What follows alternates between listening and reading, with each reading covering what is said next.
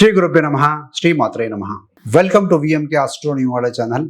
2026 సంవత్సరంలో మీన రాశి వారికి జరగబోయే 6 ప్రధానమైన విషయాలు ఏమిటో చూద్దామండి. సో చివరి నుండి రెమెడీస్ కూడా చూద్దాం. మీన రాశికి అధిపతి శని. మీన రాశి వారికి 7.5 అంటే ఏలినాటి శని జరుగుతుంది. సెకండ్ ఫేజ్లో ఉన్నారు. కుంభరాశిలో 2.5 years అయిపోయింది. సో మీన రాశిలో శని వచ్చారు కాబట్టి మీన రాశి వారికి గాడి మారే సంవత్సరం. ఏలినాటి శని పీక్ స్టేజ్లో ఉంది. అదేవిధంగా సూర్య ప్రభావం కూడా ఉంది. అలాగే గురు గ్రహం అంటే గురు ఆశీర్వాదం కలిసే సమయం అన్నమాట. అంటే శని రవి గురు ఫలితం. సో ఈ సంవత్సరం ఏంటంటే మార్పుల కష్టం ప్లస్ వరం రెండు కలిపిన మిశ్రమంలా ఉంటాయండి. పాజిటివ్స్ ఉంటాయి, నెగిటివ్స్ ఉంటాయి. మొదటిది ఏంటయ్యా అంటే విదేశీ సంబంధాలు, ట్రావెల్ అండ్ ఆకస్మిక ఖర్చులు. 2016లో రాహు 12వ ఇంట్లో 12th హౌస్లో ఉన్నారు. 12th హౌస్ అంటే విదేశీ ఖర్చులు, ఇన్వెస్ట్మెంట్ ఇవన్నీ. డిసెంబర్ 5 వరకు ఉంటాడు వల్ల. సో ఆయన ఉండటం వల్ల ఏంటంటే విదేశీ ప్రయాణం, ఇంటర్నేషనల్ వర్క్ పని మీద వెళ్ళటం, విదేశీ స్టడీస్ కోసం వెళ్ళటం, విదేశీ కంపెనీల్లో పని లాంటి విషయాలకు చాలా పాజిటివ్గా ఉంటుంది, మంచిగా ఉంటుందండి. చాలా కాలంగా వెళ్ళాలి, సెటిల్ అవ్వాలి అని అనుకుంటూ ఉంటే ఇది సరైన సమయం అని చెప్పబడుతుంది. అదే సమయంలో రాహు వల్ల ఏంటంటే వృధా ఖర్చులు, ఆకస్మిక ఖర్చు. రాహు అంటేనే సడన్, ప్లాన్ చేయని డబ్బు, అంటే అనుకోకుండా చెల్లింపులు చేయాల్సి రావటం, ఇట్లాంటివన్నీ ఉంటాయండి. కొద్దిగా జాగ్రత్త తీసుకోవాల్సిన విషయం ఏంటంటే మీ యొక్క పేరు ప్రతిష్ట దెబ్బతినకుండా ఉండాలి అంటే ఫందిలో ఫోకస్డ్గా ఉండాలి.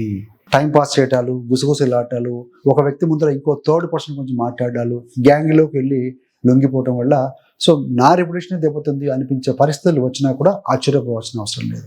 సో కాబట్టి అలాంటి వాటికి, ఆఫీస్ పాలిటిక్స్కి దూరంగా ఉండండి. ఫోకస్ అని your work only, me personal things మీదనే ఫోకస్ చేయండి. రెండవది మనసు స్థిరంగా ఉంచుకోవాలి. శని చంద్ర ప్లస్ శని రాశిలో ఉన్నారు కదా, శని విషయోగంగా చెప్పబడుతుంది. శని ప్రస్తుతం మీ యొక్క చంద్ర రాశి మీద ఉన్నారు, మీ యొక్క లగ్నం మీ యొక్క రాశిలో ఉన్నారు కాబట్టి సో 30 సంవత్సరాలకు ఒకసారి మాత్రమే ఇది వచ్చే పరిస్థితి. దీన్ని జనరల్గా జాతక చక్రంలో చంద్రుడు శని కలిస్తే దాని విషయోగం అని కూడా చెప్తూ ఉంటారు. దీనివల్ల ఏంటంటే వరి అవ్వకండి, ఇది గోచారంలోనే. ఎక్కువగా ఆలోచించడం, మనసు గందరగోళంగా అనిపించడం, ఏం చేస్తున్నా సరిగా లేదనిపించడం, చిన్న విషయం కూడా పెద్దదిగా భావించి మెంటల్ టెన్షన్కు గురి చేసే విధంగా అనిపించడం, ఇలాంటి మీకు ఫీల్ అవుతూ ఉంటారు. ఎఫెక్ట్ ఎక్కడ కనిపిస్తుంది అంటే ముఖ్యంగా వివాహ జీవితం మీద, లవ్ రిలేషన్షిప్ మీద, అంటే ప్రేమ విషయాల మీద, కుటుంబంలో మనస్పర్ధలు ఇవన్నీ కూడా ఉంటాయండి. ఆలోచనను నేను చూసుకోవాలి, ఆలోచన నన్ను కాదు అనే యాటిట్యూడ్ పెట్టుకోవాలి. ఆలోచనలు వస్తూ ఉంటాయి, వాటికి ఎగినట్టుగా మనం వెళ్తూ ఉంటే కనుక మనం ఇదైపోతాం. సో కంట్రోల్ చేసుకోవాలి ఆలోచనలు. సో దానికోసం ఏంటంటే ధ్యానం, జపం, నడక, ప్రాణాయామం వంటివి చాలా ఉపయోగపడతాయండి. సో మన మనసు కంట్రోల్లో ఉంటుంది, శరీరం అధీనంలో ఉంటుంది. మూడవది కెరీర్లో పరిపక్వత, బాధ్యతలు పెరుగుతాయి. 2026లో శని గురు ఈ 2 గ్రహాలు కూడా 10వ ఇంటి మీద డబుల్ ట్రాన్సిట్ తోటి చూస్తూ ఉంటాయి. సో శనికి దశమ దృష్టి చేత, గురుడు సప్తమ దృష్టి చూస్తూ ఉంటారు. అంటే ఏంటంటే సైలెంట్గా ఉండి టైం పాస్ చేసే దశ పూర్తవుతుంది. సో రెస్పాన్సిబిలిటీ, గురు శని అంటే ఒక రెస్పాన్సిబిలిటీ, బాధ్యత రెస్పాన్సిబిలిటీ తీసుకొని పని మేనేజ్ చేసే సామర్థ్యము బాగా పెరుగుతుంది మీలో. బాసు, సీనియర్స్, అంటే మీ యొక్క బాస్ కానీ మీ యొక్క సీనియర్స్ ముందు మీరు మరింతగా మెచ్యూర్గా కనిపిస్తారు వారికి. సో హీజ్ ఎక్సలెంట్ అని అనిపించుకునే విధంగా ఉంటుంది. జూన్ 2 తర్వాత గురుడు ఇల్లు మారుస్తారు, కర్కాటకానికి వస్తారు. మీ ప్రభావం, మీ వర్క్ లెవెల్, మీరు హ్యాండిల్ చేసే పనుల స్టాండర్డ్ ఇవన్నీ కూడా ఇంకో మెట్టుకు పైకి ఎక్కే అవకాశం ఉంటుంది కానీ తగ్గదు. కాబట్టి ఈ సంవత్సరం వృత్తిపరంగా పాజిటివ్గా ఉంది, బాగుంది. So go head. 4వది కుటుంబము, పిల్లలు. సో జూన్ 2, 2026న గురుడు 5వ ఇంటిలోకి ప్రవేశిస్తారు. 12 సంవత్సరాల తర్వాత కర్కాటక రాశిలోకి. ఎందుకంటే గురుడు ఒక రాశిలో ఒక 1 year ఉంటారు, తిరిగి రావడానికి 12 years పడుతుంది. గురుగ్రహం సహజంగానే సంతానకారకుడు. సో అందుకనే గర్భధారణ కోసం, కుటుంబ విస్తరణ కోసం, ఫ్యామిలీ ఎక్స్పాన్షన్ కోసం, పిల్లల గురించి శుభవార్త కోసం ఇది మీన రాశి వారికి అత్యంత శుభకాలం అని చెప్పవచ్చు అండి. గురుడు 5వ స్థానంలోని మీ యొక్క రాశిని కూడా చూస్తూ ఉంటారు. సో సెకండ్ హాఫ్లో బాగుంది అని చెప్పాలి. ఇప్పటివరకు ఏదైనా డాక్టర్లు రిపోర్ట్లు ఆలస్యమని చూసి మెంటల్లీ డౌన్ అయిన వారు కూడా ఈ కాలాన్ని పెద్ద భగవంతుడు ఇచ్చిన అవకాశంగా తీసుకోవచ్చండి. మరి 5వది ఏంటంటే ఉన్నత విద్య, అడ్మిషన్స్ గురించి. సో గౌరవప్రదమైన సక్సెస్ అనేది వస్తుంది విద్యార్థులకి 2026లో. ముఖ్యంగా అంటే 2 శుభకాలాలు ఏంటంటే మార్చి ఏప్రిల్ మధ్య, సెప్టెంబర్ అక్టోబర్ మధ్య. ఈ టైంలో ఏంటంటే గురుగ్రహము 9వ ఇంటి మీద భాగ్యస్థానం మీద దృష్టి పెడుతూ ఉంటారు. సో కాబట్టి ఏంటంటే భాగ్యము, ఉన్నత విద్య, విదేశీ విద్యల కోసము మంచి అవకాశాన్ని కల్పిస్తారండి. సో దీనివల్ల ఏంటంటే మంచి కాలేజీలో అడ్మిషన్ రావటము, ప్రభుత్వ పరీక్షలు సక్సెస్ కావటము, రాష్ట్ర స్థాయి, కేంద్ర స్థాయి పరీక్షల్లో కూడా ఛాన్సెస్ ఎక్కువగా పెరుగుతాయి. సో అందుకే దీన్ని రాజయోగం అంటారండి. సో గురువు 9వ ఇంటి మీద దృష్టి పెడుతున్నారు అంటే జ్ఞానము భాగ్యము కలిసి వచ్చే సమయం అనమాట. జ్ఞానం ప్లస్ భాగ్యం చాలా ఇంపార్టెంట్ కదా. సో ఈ సమయంలో మీరు తీసుకునే విద్యా నిర్ణయాలు, అడ్మిషన్, కోర్సులు భవిష్యత్తులో మంచి స్థాయి, పేరు, ఒక స్థానాన్ని తీసుకొచ్చే విధంగా ఉంటాయి. కాబట్టి take a right decision in the right time అండి. Don't waste the time. Time is money, time is everything. ఆరవది కెరీర్ మార్పులు, ట్రాన్స్ఫర్స్, ముఖ్యంగా శని పాఠాలు నేర్పిస్తాడు. జూలై 25 నుండి అక్టోబర్ లేదా నవంబర్ మధ్య శని వక్రీకరించే సమయం అండి. శని రెట్రోగ్రేడ్లో వెనక్కి వెళ్తే సమయం అది. ఈ సమయంలో జాబ్ ట్రాన్స్ఫర్ కావచ్చు, ఏదైనా డిపార్ట్మెంట్ కానీ బ్రాంచ్ కానీ మార్పు జరిగే అవకాశం ఉంది. కొంతమంది పూర్తిగా ఫీల్డ్ చేంజ్ చేసుకోవచ్చు, టెక్నికల్ నుంచి accounts, finance, what ever it maybe, లేదా కొత్త కంపెనీకి జాయిన్ కావటం వంటి కెరీర్ మార్పులు కూడా సంభవించే అవకాశం బలంగా ఉంది. సో ముఖ్యంగా ఏలినాటి శని అంటే శని సాడే స్థితి గురించి ఎక్కువగా భయం చెందుతూ వృధా చేసుకోవాల్సిన అవసరం లేదు. ఇది శిక్ష కాదండి, పరిపక్వత మరి కర్మపాఠం నేర్పించే కాలం ఏలినాటి శని. ఈ సమయంలో తల్లిదండ్రులు ఎంత కష్టపడి పనిచేశారు, జీవితంలో సెటిల్ అవ్వడానికి ఎంత బాధ్యత తీసుకోవాలి అనేది లోపల మీకు అర్థం అవుతుంది.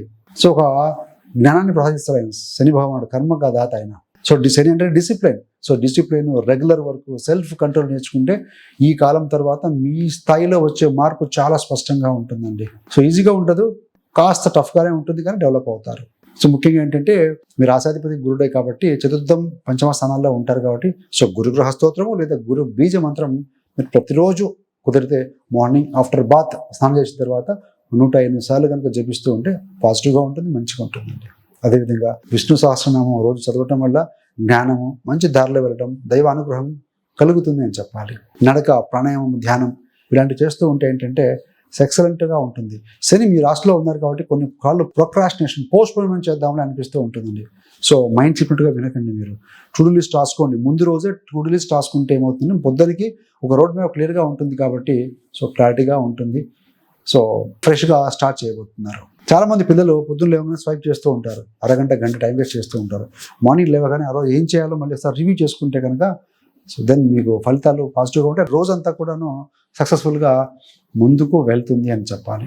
అదేవిధంగా 6వ స్థానానికి సూర్యుడు యొక్క సంవత్సరం 2026 2 + 0 + 2 + 6 = 1 అవుతుంది కాబట్టి సో సూర్యుడు అంటే భగవానుడికి అర్ఘ్యం ఇవ్వటం, ఆయుధోదయం చదవటం వల్ల ఆత్మవిశ్వాసము, ఆరోగ్యము, గౌరవం పెరుగుతుందండి. అదేవిధంగా కుదిరితే ఆదివారం రోజున గోధుమలతో చేసిన పిండి వంటలు కానీ గోధుమ రొట్టెలు కానీ డొనేట్ చేస్తూ ఉంటే కూడా బాగుంటుంది. మొత్తంగా ఈ యొక్క 2026ను ఎలా మనం ఊహించుకోవాలంటే పొగ మంచులో లైట్ హౌస్ రూపకం అంట. అంటే ఏంటంటే మీ జీవితంలో 2026లో గట్టి పొగ మంచులో నడుస్తున్న ఓడ లాంటిదండి. దారి క్లియర్గా ఉంటుందా, కనపడదు. సో ఆ పొగ మంచు అనేది ఏలినాటి శని అనుకోండి. నడక నెమ్మదిగా, ప్రతి అడుగు కూడా జాగ్రత్తగా ఉండాలి ఈ సమయంలో. అదే సమయంలో దూరంలో ఒక లైట్ హౌస్ అనుకోండి, అంటే ఒక లైట్ హౌస్ వెలుగుతుంది అనుకోండి, అది ఉచ్చ స్థితిలో ఉన్నటువంటి గురుడు.